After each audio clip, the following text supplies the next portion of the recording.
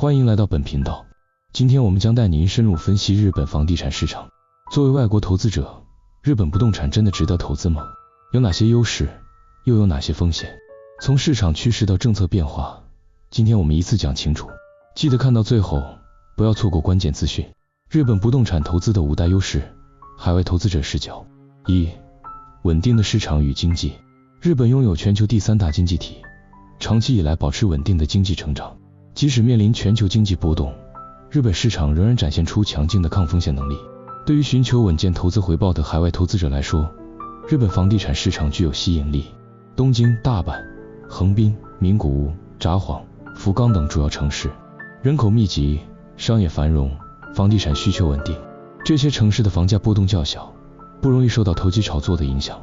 此外，日本是法治国家，土地和不动产所有权制度完善，购买房产的法律程序透明，外国投资者可以在无需国籍的情况下拥有不动产，这让许多投资者能够安心进入市场，长期持有资产。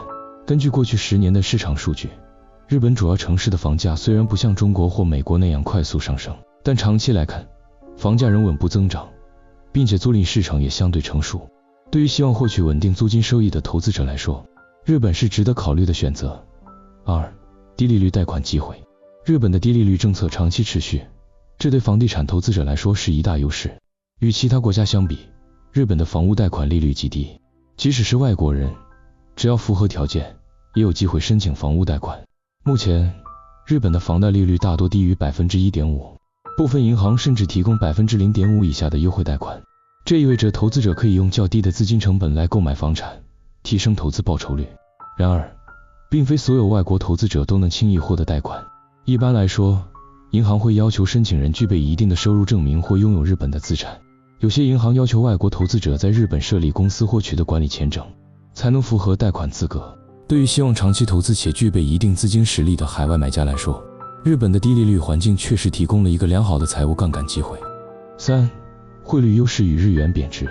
近年来，日元对美元、人民币、欧元等主要货币的汇率持续走低，这使得海外投资者能够以更低的成本购买日本房产。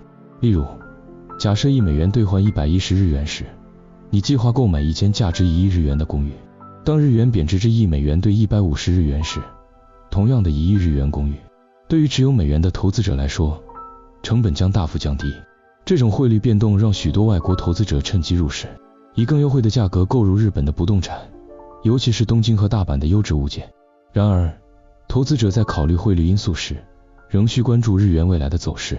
如果未来日元升值，房产价格可能会变得相对较贵。因此，对于长期投资者来说，选择进场时机至关重要。4. 观光业带动民宿与租赁市场。日本是世界上最受欢迎的旅游国之一，每年吸引数千万名国际游客，这使得短期租赁市场如 Airbnb 和旅游公寓成为热门投资选择。在东京、大阪、京都、札幌等地，短租市场的需求持续增加，许多外国投资者在这些城市购买物业，进行民宿经营或长期出租。特别是大阪，由于关西机场的国际航班增加，加上环球影城、道顿窟、新斋桥等旅游景点吸引大量观光客，当地的短租市场相当活跃，不少投资者将传统住宅改装成旅游公寓。除了短租市场，日本的长期租赁市场也相对成熟。由于日本的租赁文化较为稳定，租客通常会签订较长时间的租约，这让投资者可以获得稳定的租金收入，降低市场波动带来的风险。不过，投资者需要注意，日本对于民宿经营有严格的法律规范，部分地区禁止或限制短期租赁的天数，违规者可能会面临罚款。因此，在投资前应详细了解当地的法规，以确保投资合规。5. 相对友善的税务环境。相较于其他国家，日本的不动产税务负担相对合理。固定资产税相当于房产持有税，通常在房价的 1.4% 左右。相比美国部分州高达 2% 以上的房地产税，日本的负担较低。此外，当房地产转手时，日本的资本利得税依持有年限而有所不同。如果持有超过5年，税率较低，这对于长期投资者来说是一大优势。日本的遗产税虽然相对较高，但对外国投资者影响有限，因为外国人在日本的遗产税通常只针对日本境内的资产，而且不同国籍的人可能享有不同的税务协定待遇。对于计划长期持有房产，并希望将不动产作为资产配置的一部分的投资者来说，日本的税制相对透明且稳定，不会因政策变动而产生剧烈影响。日本不动产市场拥有许多优势，包括稳定的经济环境、低利率贷款、日元汇率优势，以及观光业带来的租赁需求与相对友善的税务政策。刚刚我们探讨了日本房地产投资的几大优势，这些优点吸引了许多外国投资者关注日本不动产市场。然而，投资不动产并非只有光明的一面，任何市场都有风险，而日本的房地产市场也不例外。接下来，我们将深入分析日本房地产投资的5大风险，帮助您做出更明智的选择。日本房地产投资的潜在风险与挑战。1、不动产价格涨幅有限。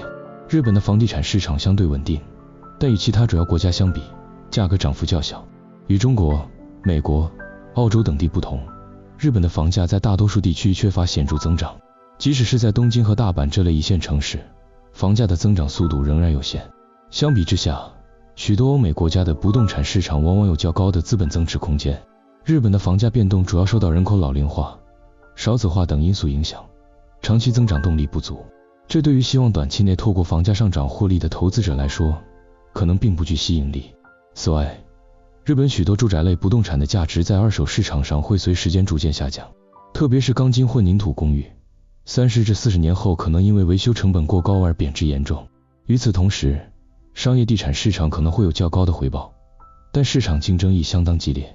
如果投资者主要依赖房价上涨来获利，则需仔细评估市场的增长潜力。2、外国投资者的贷款限制。日本的银行对外国投资者的贷款审查通常比本地居民更严格，大部分日本银行要求投资者具备日本的长期居留身份，或者拥有稳定的本地收入来源。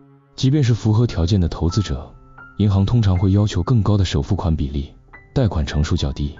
例如，本地居民可以获得 80% 以上的贷款，而外国投资者可能仅能获得 50% 或更少。此外，银行还会考量投资者的母国信用评级、个人财务状况以及投资目的。某些国籍的投资者可能会面临更严格的审查，例如来自中国的投资者，近年来贷款难度提高。日本银行担心投资者将房产作为短期炒作工具，或者无法持续支付贷款。即使能够成功获得贷款，贷款条件往往不如本地居民优越，利率可能略高。因此，对于资金有限且依赖银行融资的投资者来说，这可能会成为一个门槛。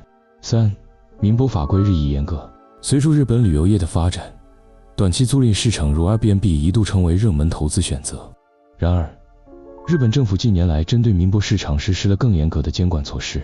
在东京、大阪、京都等热门旅游地区，短期租赁的营运日数受到严格限制。例如，日本的民泊新法规定，住宅民泊每年最多只能营运180天。某些特定区域，如京都的部分住宅区，甚至完全禁止短租房屋的经营。未经许可经营民泊的业者可能会被当局罚款，甚至被迫停止经营。此外，日本的民泊市场竞争激烈，部分地区已经出现供过于求的情况。许多投资者原本预期透过短租获利，但因规范改变导致收益不如预期。因此，在投资短租房产之前，必须先深入研究当地的法规与市场需求。4、空置房产与维护成本问题。日本的空置房产问题日益严重，特别是在非核心城市和郊区。由于人口减少和都市化加速，许多地方的住宅需求大幅下降，即便投资者能够以低价购得房产，转售或出租的难度依然很高。根据日本政府的数据，2023年全国的空置房屋已经超过850万户，这些房屋的维护成本高昂，长期持有的投资者可能会面临资产贬值风险。此外，即使在东京、大阪等主要城市，老旧公寓的维修成本也相当可观。公寓大楼的管理费、修缮基金、地震保险等费用可能会影响投资回报。如果房屋需要大规模整修，投资者可能需要支付高额翻新费用，这些隐藏成本可能超出投资者的预算，导致最终的投资回报降低。对于没有长期持有计划的投资者来说，这可能会成为一个重大挑战。5、外国人购置土地的法规可能收紧。近年来，日本政府内部出现了加强外国人土地购买限制的讨论。部分政治人物认为，应该对外国人购买战略地区的不动产进行监管。目前，日本在部分军事设施附近的土地购买已经开始受到限制。虽然目前没有全面性的外国投资禁令，但未来的政策可能会变得更加严格。例如，一些地方政府已经开始对外国企业或个人购买土地的行为进行审查。日本政府担心，过度开放房地产市场可能会对国家安全产生潜在风险。此外，部分当地居民对于大量外国投资者进入市场持有负面态度，这可能会导致未来出现更严格的法规，使得外国投资者购买房产变得更加困难。如果投资者计划长期持有日本的不动产，应该密切关注相关政策变化。日本房地产有许多机会，但风险也不容忽视。了解市场趋势，才能做出更明智的投资决策。如果这支影片对你有帮助，别忘了按赞和分享，在留言区告诉我们你对日本房地产投资的看法。记得订阅频道，开启小铃铛，获取更多投资资讯。我们下支影片再见。